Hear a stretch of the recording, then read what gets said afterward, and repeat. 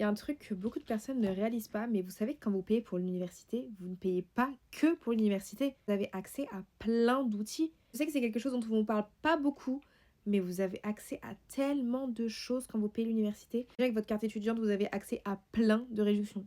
Vous vous rendez pas compte, mais vous avez vraiment accès à plein de réductions. Et accès du coup aussi à la bibliothèque de l'école. C'est hyper intéressant, c'est hyper important.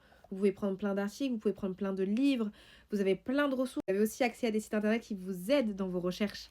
Là, par exemple, un site internet que moi j'ai découvert avec ma fac, Anara. Incroyable.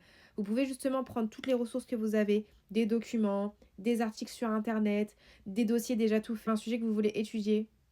Les gars, c'est révolutionnaire, vous n'avez plus besoin de tout lire, vous avez juste besoin de tout mettre, de bien connaître votre sujet, de bien sourcer. Il y a de l'IA sur le site internet du coup qui vous aide pour avoir toutes vos réponses, vous choisissez la bonne IA, vous sourcez bien, vous faites en sorte de bien nourrir l'IA, de connaître aussi votre sujet parce que le but c'est pas que l'IA vous remplace mais qu'elle vous aide.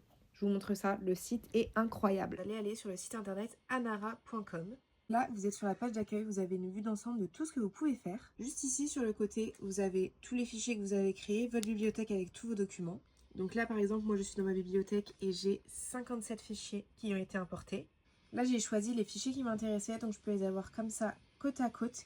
Et puis, je peux poser des questions au chat, juste ici sur la droite. Donc, je lui pose la question de mon choix. Là, comme vous pouvez le voir, j'ai une réponse super détaillée. Et si j'ai un doute par rapport à une source dans le document, j'ai juste à cliquer sur un des petits nombres et puis ça va me rapporter dans le texte et me surligner la source.